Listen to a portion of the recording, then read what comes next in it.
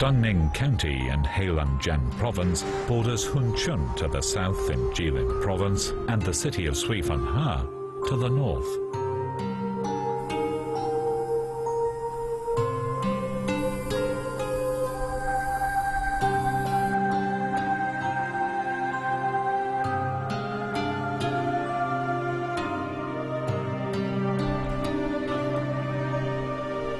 More than half of its border is comprised of water.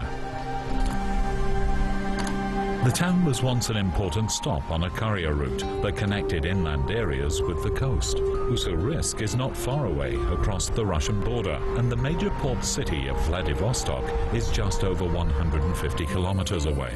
The mountains are rugged, and the terrain makes a good natural defense. Because of its location, Dunning County has been considered strategic by various military forces. 东宁县呢是1913年建制的，它的这个县城呢就定在三岔口。33年日军侵入了东宁以后，就把三岔口这个地方呢作为一个军事区域。在高冲侦察，进一步验证我们这个火力支撑点对应的这个苏联的是哪一个筑垒阵地，都是有针对性的。那么这个作为战略的突破口，他们这几个点都是选择的非常这个符合军事学科学的。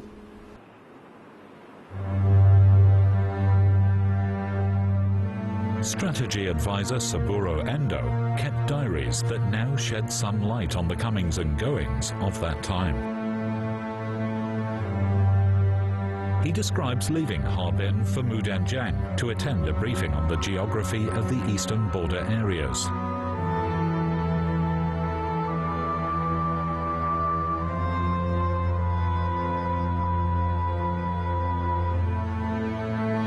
The following day, rain grounded the plains, so they had to wait for the sky to clear before obtaining aerial photographs.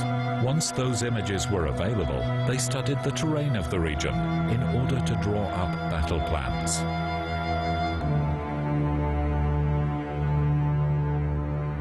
He writes that Squadron A took off from Suifenhe and Dunning on a reconnaissance mission. Then he and fellow officers went to the highlands in western Dunning for a briefing from defense officers about the positions of the Soviet Red Army. It's clear that the Japanese Kwantung Army had seized Dunning as a strategic military base. After Order Number 589 was issued, the Japanese advanced quickly and in May of 1934 began massive construction work on the border. Dunning became the first battle position on the Eastern Front. "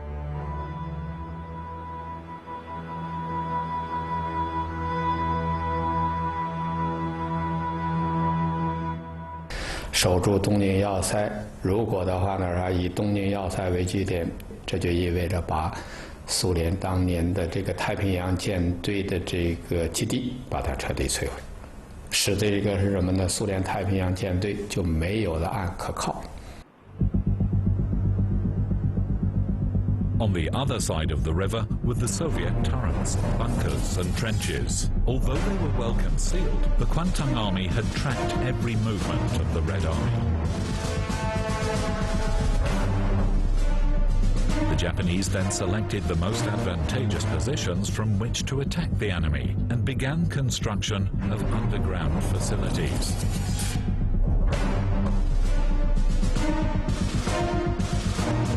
The work was done secretly so as not to alert the Soviet army.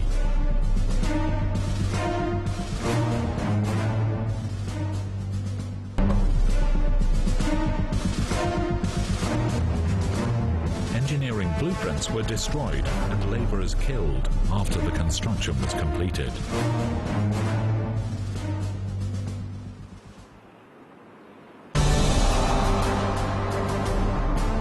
In June of 1934, construction began on the Dunning Fortress project. Major Hosotani was in charge. The defensive line ran from Shenhong Mountain in the south to Guoliang Port in the north.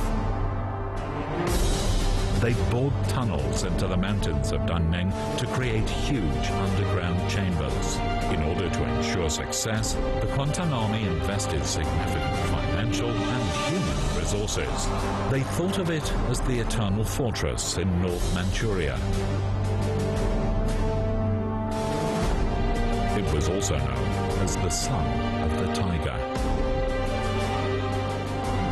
这个要塞呢，正面宽有110公里，纵深呢50公里，是中苏边界17个要塞群当中最大的一个。它这个要塞群呢，和那个海拉尔那个纯防御性的要塞群不同，它是一个攻守兼备的要塞群。 The massive complex was linked underground by a main passageway. The tunnels were designed in the shape of a lightning bolt.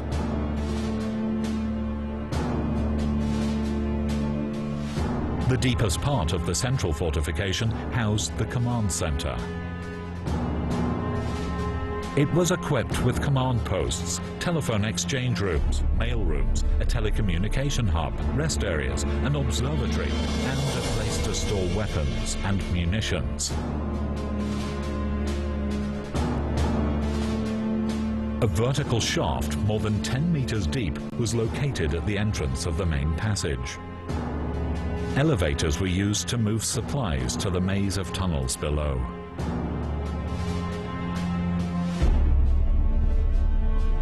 The exits were all connected to the fortifications above ground, the bunkers and trenches.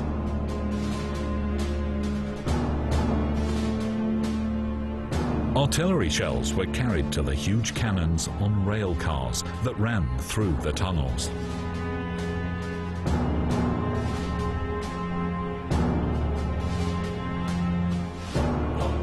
这个要塞的里面呢，有的地方呢，甚至有上下3层这样的地道的这个修筑。那么在这个地道里面呢，它的分布分叉的这个洞口，像蜘蛛网一样非常的密集，也非常多。那么里面呢，功能非常齐全。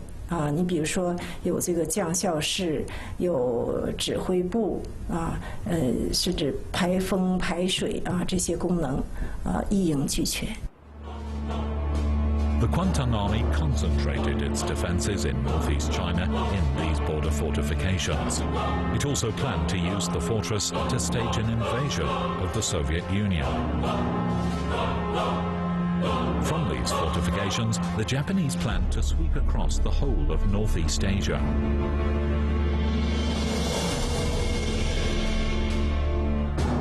Dunning's strategic location made it the most important of the 17 fortresses. It would serve as the bridgehead of Japan's invasion and expansion.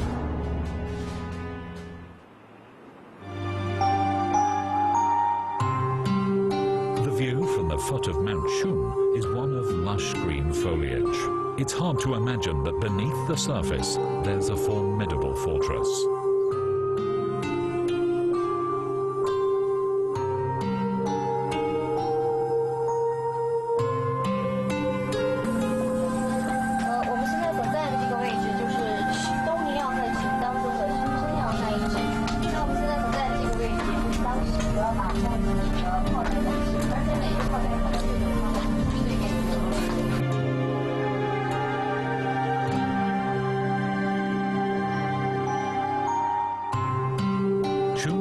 Fortress is separated from Russia by a river.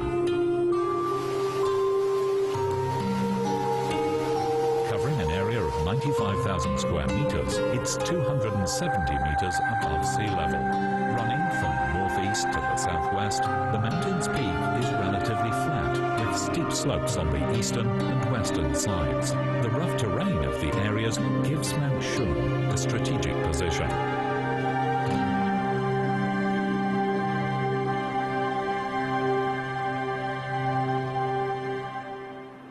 前面就是深山要塞，这个山呢是在山的2/3处，在这个岩石里打造那个山洞。因为这个山这个岩石是这个火山喷发的岩浆形成的，结构比较稳定。它就是打造之后里边特别坚固嘛，它就没有任何被腐的迹象，是一种自然山体。With a guide to the visitor's entrance, it would be really difficult for anyone to find this massive feat of military engineering hidden deep in the mountain.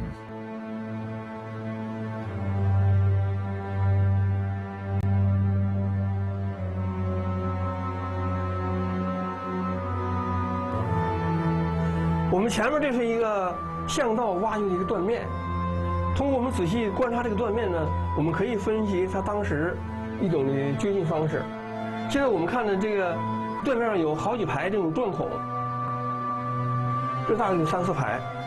他们用风钻呢，把这个首先把岩石打成洞，然后在这个洞里头呢装上炸药，同时引爆这个断面，这样你把这个钻孔周围的石头就打酥了，然后再由我们的劳工用镐头一点点的往前清理，就整个这个岩石巷道大致就用这种方式往前掘进的。This track was used for transporting artillery shells through the tunnel. The soldiers loaded the shells onto carts and moved them to where they were needed in other parts of the facility. As the fortress was inside a mountain, drainage and water storage was an issue, so reservoirs and drains were built.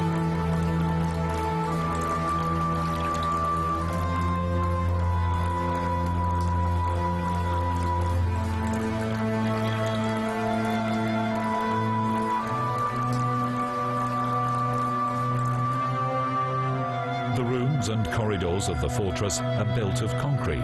Careful planning went into designing and building the command center, officers' mess, barracks and food storage rooms.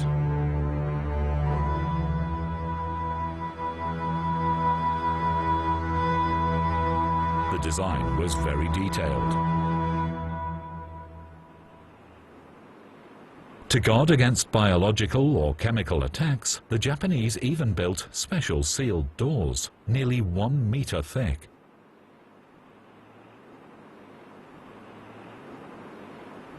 我前面这个就是一道防化隔离门，它由3道门组成，中间这道门是垂直的，两侧呢这个是一个斜的，大约呈45度角，门口是用软材料包装的，就是说呢，它有隔绝空气的作用。它通过这道隔离门呢，可以隔绝毒气在这个巷道里流动。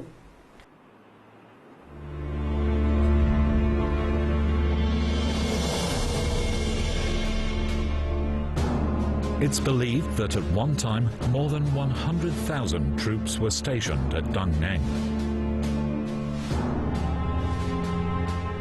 It had the greatest firepower of all of the fortresses, with 8 howitzers with 30cm caliber and 16 24cm caliber artillery guns.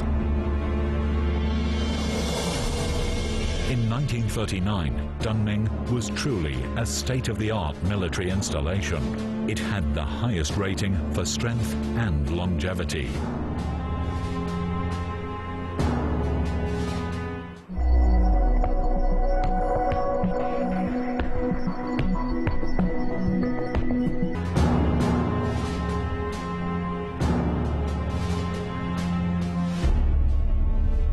There were fortified facilities all along the border with Dungneng County. To the east of Mount Shun, at an altitude of 279 meters, is the Shanghang Mountain Fortress. It's just 2 kilometers away from the Hubu-Tu River on the border with Russia. The fortifications occupy vantage points 209 and 236 in the center of the Jiaori and Rung Mountains. With superior height, it was perfect for observing all movements of the Soviet Red Army. For this reason, the Kwantung Army established its command post in the underground fortress of Shanghai. 像它的东侧的朝日山、南侧的荣山和北侧的出湾山以及巡山要塞，都能够为圣火山要塞构成了有力的火力网。从当时性能来看和当时的作战情况来看，日本这个修筑的要塞的作用完全也就体现出来了。圣红山要塞最主要的是这个屯兵，它那个地下可以屯这个将近1个师的兵力。那么隐蔽，由于它紧邻着边境线，如果打起来以后，远程炮火覆盖、掩护，地面部队突然从要塞里就突向了苏联边境，这样的话就是作为突然进攻、快速这个占领这个远东，创造了非常好的这个战略环境。The ground defenses of Shanghang Mountain were also carefully designed to repel a Soviet attack. The ruins you can see here now were actually fortifications. Because of its important geographical position, the Japanese built 4 on each of the 4 sides of the mountain, facing the border. The fortifications could also support each other. If one was attacked, the soldiers could get help from the other 3 through the connecting trenches.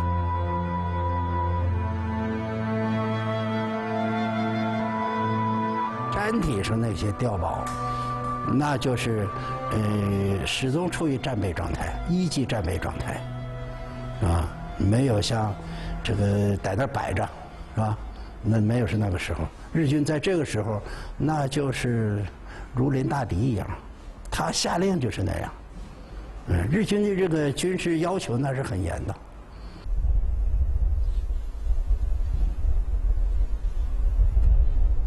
All of the fortresses were bombed and shelled heavily during the war.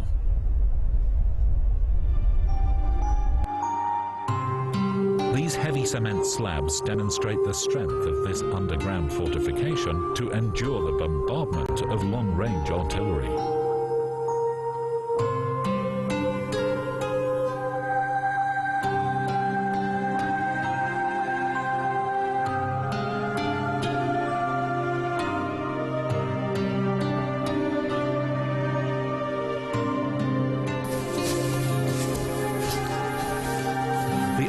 Facilities of Shanghang Mountain Fortress were seriously damaged. Water and scattered rocks are everywhere.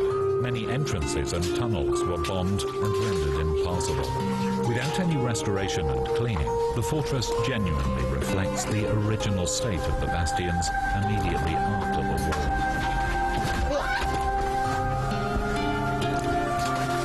老师，你别动我！哎呀！哎呀！ 把头捂住就行，走，把头捂住，往这走，你看，把头捂住，行行，来，过来，趴我身上吧。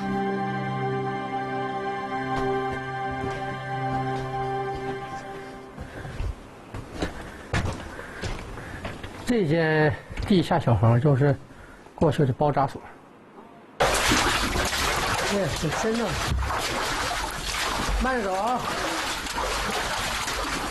你往水有点深的。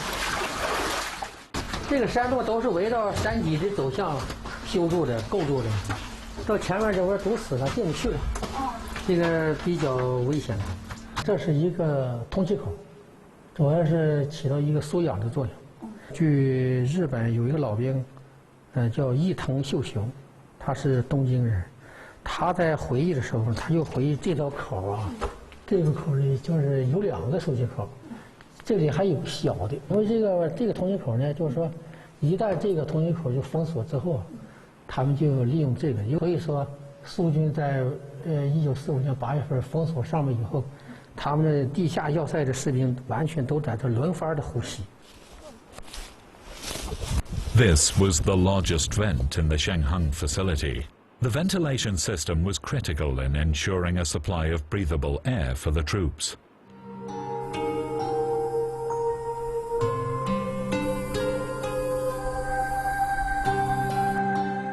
Shanghang is just one of many in the Dongning Fortress chain, which also includes Jiaori Mountain, Mount Madama, Sanjiao Mountain, and Mount Beiqian.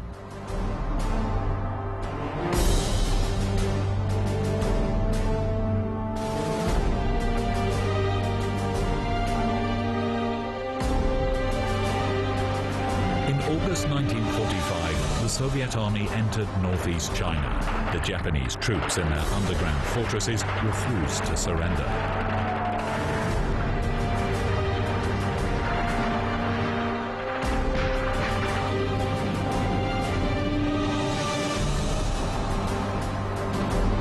The Soviet Air Force dropped thousands of tons of bombs on the area, leaving huge craters. The underground electrical generator was hit, and 150 soldiers were killed.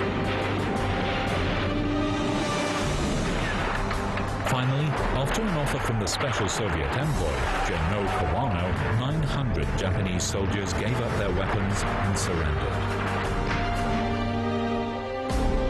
This was the end of large-scale resistance by the Japanese army in northeast China. The Oriental Maginot Line failed to deliver the expected outcome.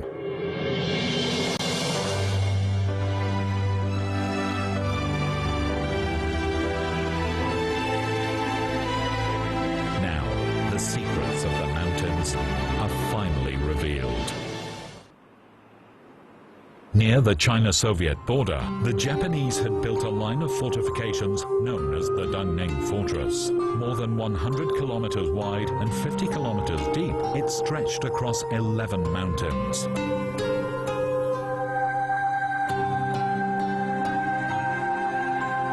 There were dozens of tunnels connecting underground military positions, which were easy to defend, but hard to assault.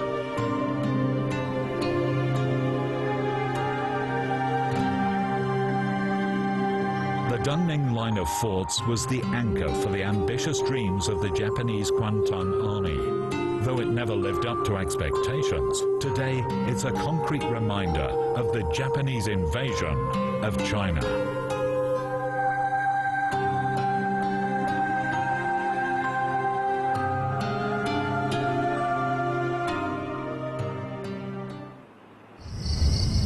Suifenhe is a border town in northeastern China that neighbors Russia.